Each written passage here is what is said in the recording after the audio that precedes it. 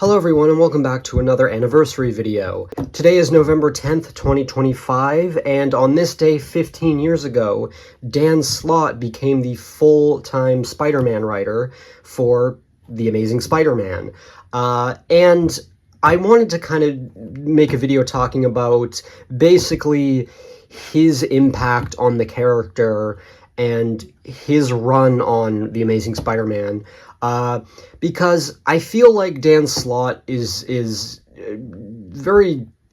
his run is very interesting to talk about because Dan Slott has the longest run as writer for The Amazing Spider-Man. Now, you might be wondering, technically, if I'm wanting to talk about Dan Slott's Spider-Man, it didn't start 15 years ago.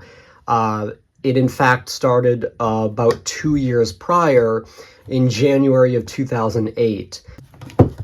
Brand New Day, which started in January 2008. So yes, technically, if you want to say Dan Slott's run actually started in 2008, you're kind of not wrong. But because I'm doing an anniversary video, I just felt like it fit better to just say that big time when Dan Slott became the sole writer, that was more fitting than just saying Brand New Day. But, I will address Brand New Day briefly. When Brand New Day started, it was basically a fresh start because of the whole erasing the marriage between Peter and MJ thing. And they had a group of writers for The Amazing Spider-Man, and Dan Slott was one of those writers. Brand New Day, I honestly don't hate it as much as a lot of people do. It's not my favorite era of The Amazing Spider-Man, of course, but there is some stories that I actually do like. And in general, I really don't think it's that bad. What you have to understand is that I think the reason why I like Brand New Day more than a lot of people is because I don't really like the era that came before it, the J. Michael Straczynski era of Amazing Spider-Man. Straczynski was the writer from 2001 to 2007, and I was never the biggest fan of his run. I don't really like the stuff with Ezekiel and the whole spider totem thing, and the fact that, Peter was destined to become Spider-Man because of some ancient, spider shit. I just don't like that.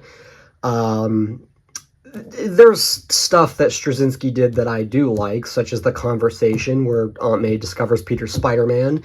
That's great. And Peter Parker being a high school teacher, that's a good idea. But yeah, in general, I just don't like, I don't like that run. And I especially don't like Mary Jane in that run. The Straczynski run was the first time where I genuinely just did not like Mary Jane's character. So to me, Brand New Day is welcomed by me, because at that point, I kind of wanted a fresh start because I was just getting tired of what they were doing with Mary Jane and the Ezekiel stuff. So I was like, okay, yeah, get that all out of here. And he has mechanical web shooters again. They even have a page right here that basically tells you about the fresh start and where everything stands as of right now.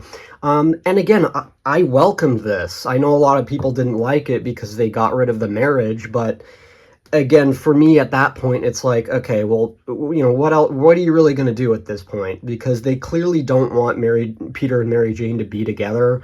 So, they got to they got to pretty much do a fresh start. And I will say, I think Brand New Day is really not that bad. But like I said, this is where Dan Slott's started writing Amazing Spider-Man. He was just one of the group of writers on the title at the time, and Brand New Day lasted for, I think it was 102 issues. Now, obviously, Brand New Day is not perfect. like I said, there's some stuff that I did not like. In fact, speaking of Dan Slott, I think he wrote one of the worst stories in the Brand New Day era, and that was the whole Peter Parker paparazzi thing, where Peter Parker becomes a paparazzi photographer, and it's like 2 or 3 issues, I think. I can't remember, but it goes on, and I just kind of think, well, it's just so out of character for Peter. You know, the superhero who has a secret identity and is so protective of it is taking like candid pictures of celebrities. Like, it just didn't really, it did not make sense to me, and it feels like Peter Parker should have realized that a long time ago, but the story just keeps on going. And Dan Slott, like I said, wrote that story. But again, Brand New Day is good, and I guess some of the higher-ups at Marvel at the time liked Dan Slott's work and decided to promote him to the sole writer for Amazing Spider-Man in November of 2010.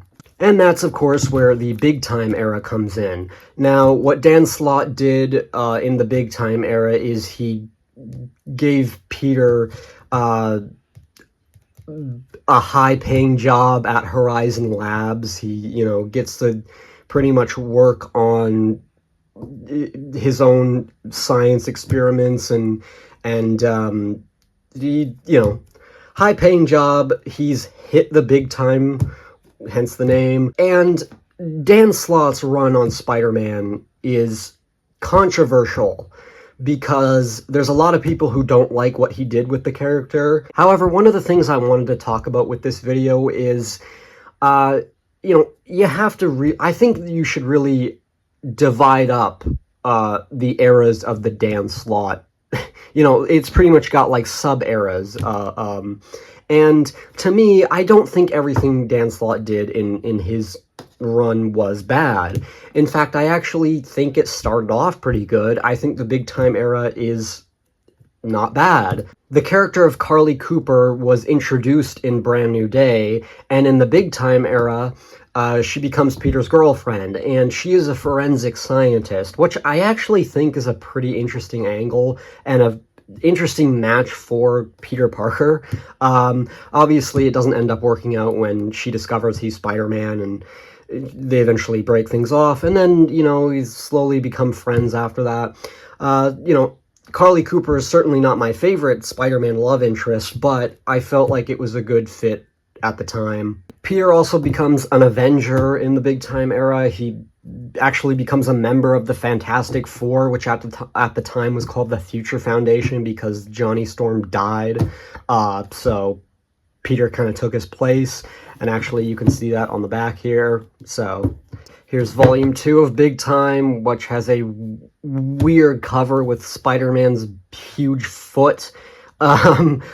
Humberto Ramos did this cover, who is not always the best Spider-Man artist, but, just wanted to point that out. It's a very weird cover.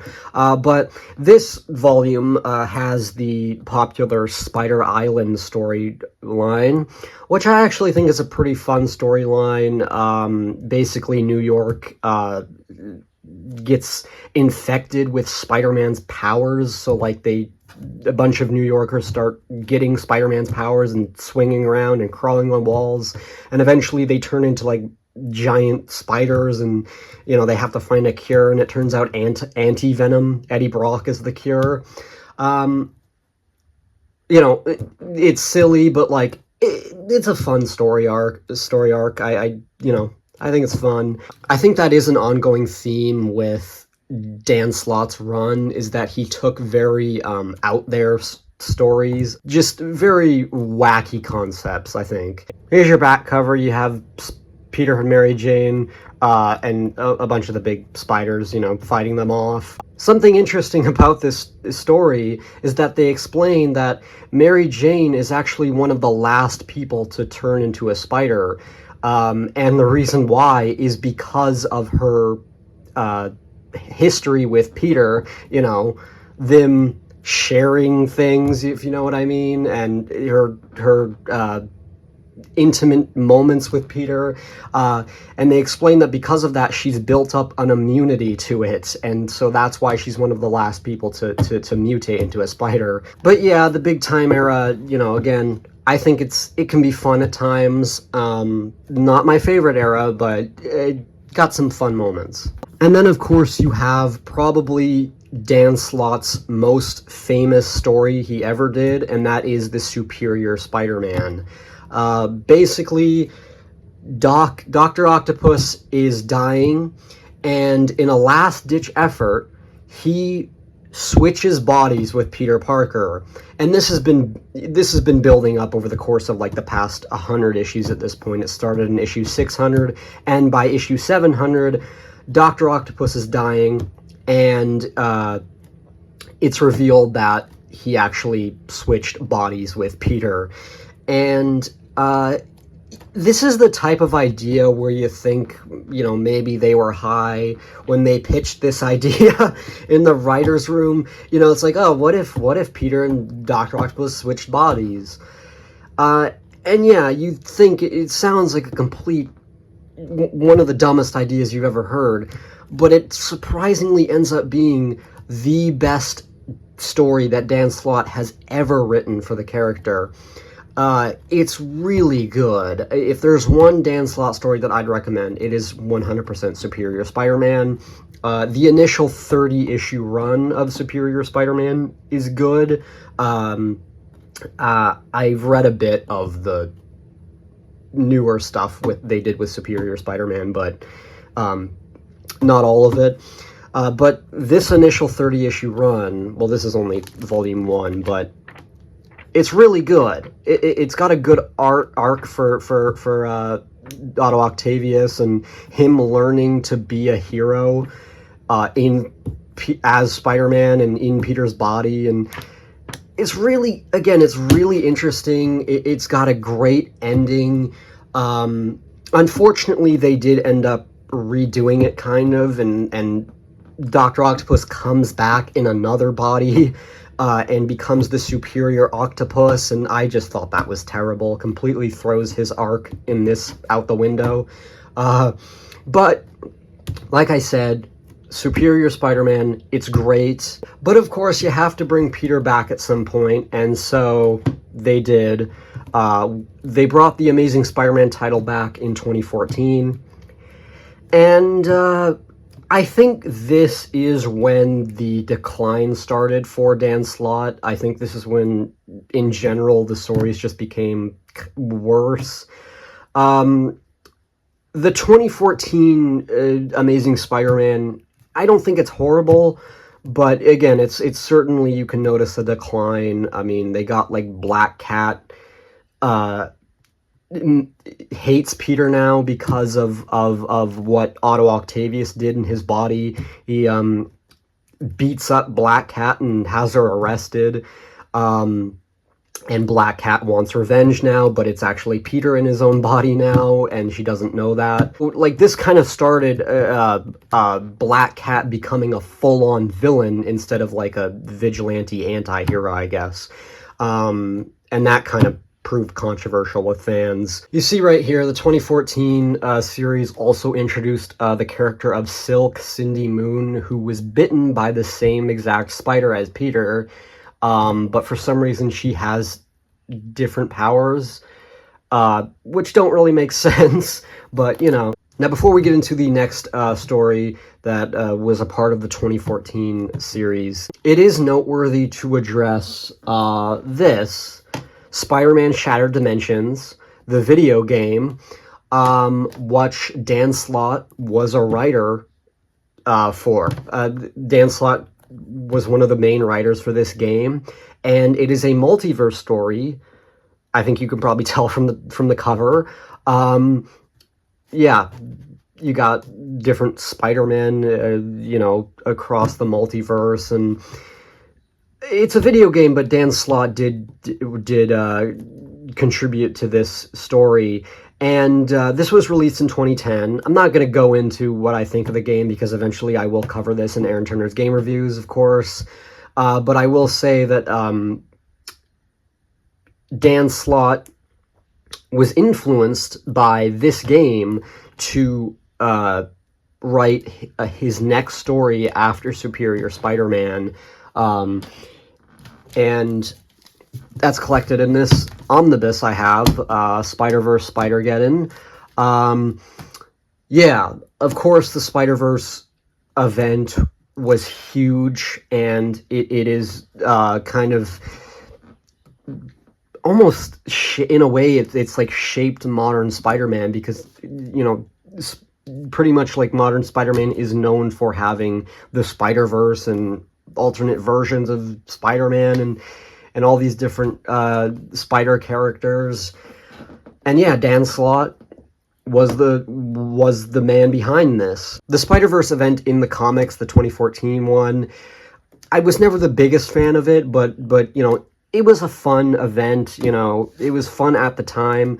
But little did we know at the time that this would branch off into a huge popular thing that would eventually go into movies. So I guess in a way, Dan Slott is responsible for the Spider-Verse movies, even though he did not help make the Spider-Verse movies, but he was kind of responsible for the creation of the Spider-Verse movies, which, by the way, I think are great movies. I adore the Spider-Verse movies, but the Spider-Verse comic and the Shattered Dimensions video game were the ones that started Spider-Verse, and Dan Slott was a huge contributor to that. Now, this omnibus, as you can see, does also include Spider-Geddon, which was the sequel in 2018 to the original Spider-Verse story, which I did not care for at all. I thought Spider-Geddon sucked.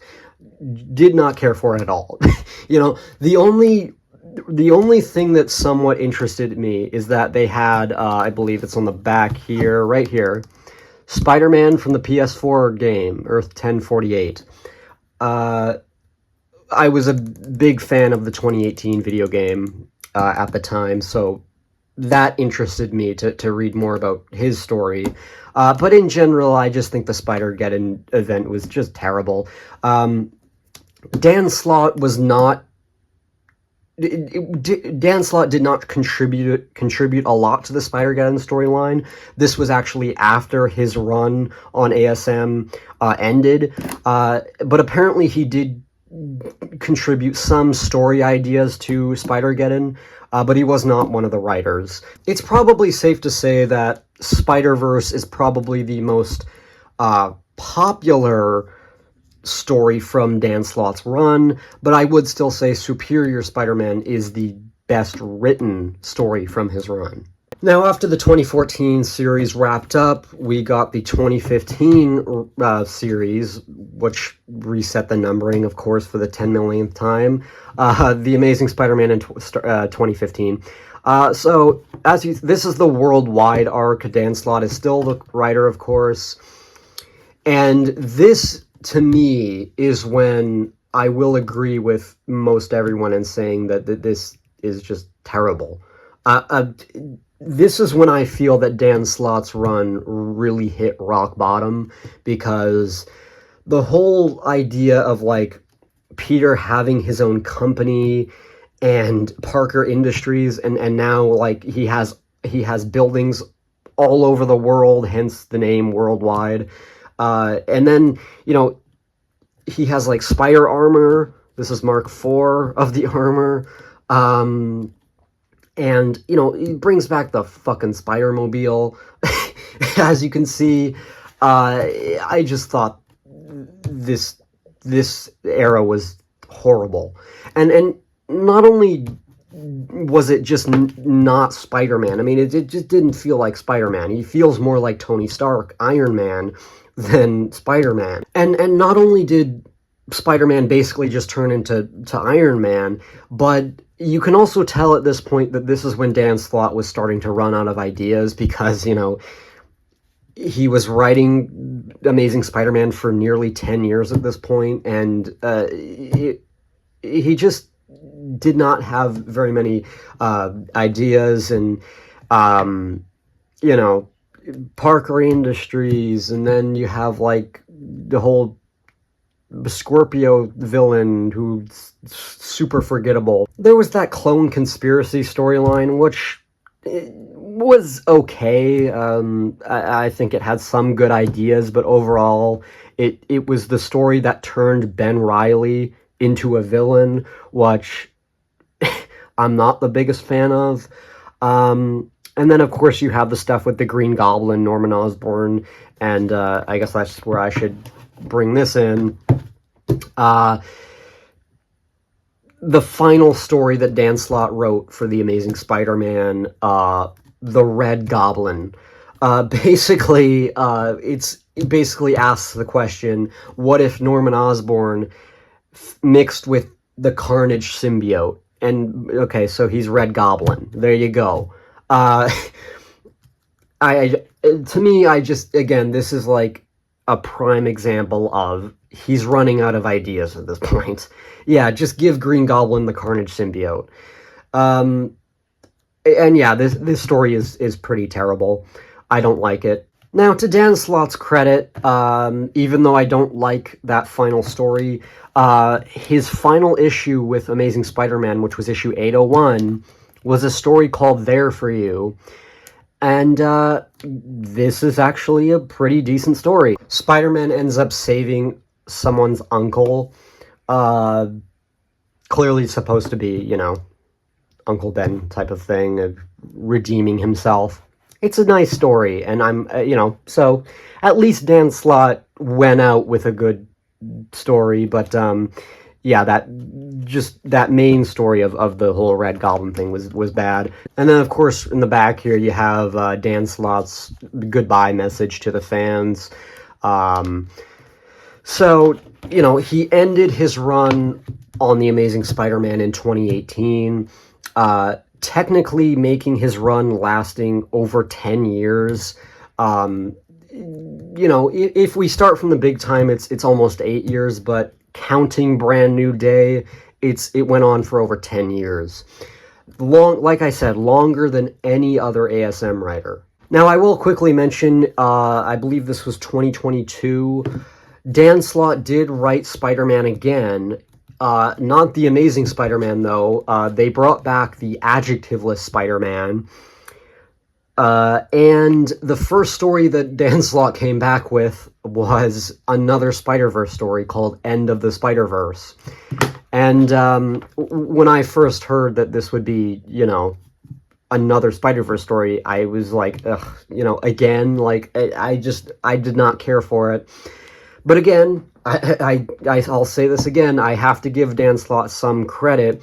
There was actually one part of the story, I believe it's issue 5, where they have a scenario where instead of the spider biting Peter Parker and Cindy Moon, it just bites Cindy Moon. So you have this world where Cindy Moon is Silk, but Peter Parker is not Spider-Man, and Uncle Ben is still alive. It was interesting. You know, not the most original concept ever, but you know, I will give credit where it's due. I actually really enjoyed that part. So, you know, but End of the Spider-Verse, I mean, it's not great. But this run only lasted like 11 issues, and then it ended. They introduced like Spider-Boy. I'll give it this. I mean, it was certainly better than what was going on in the actual Amazing Spider-Man title at the time with what Zeb Wells was doing. Which kind of leads me to my next point. You know, another thing I wanted to talk about with this video is, you know, at the time, Dan Slott was seen as controversial. You know, like some people liked him, some people did not. And at the time when I was reading his run, you know, as it was coming out, I was kind of mixed. Like, again, but overall, in general, I didn't really have that positive of a feeling towards his run. But, you know, it's almost like one of those things where it's like you don't realize how much you love something until it's gone. And that's basically what Zeb Wells' run recently did for me, because I'm not going to go into Zeb Wells' run because that's not what this video is about, but I will just say I did not like Zeb Wells' run. I thought it was horrible, and it sort of made me look back and think, Dan Slott really is not as bad as I thought.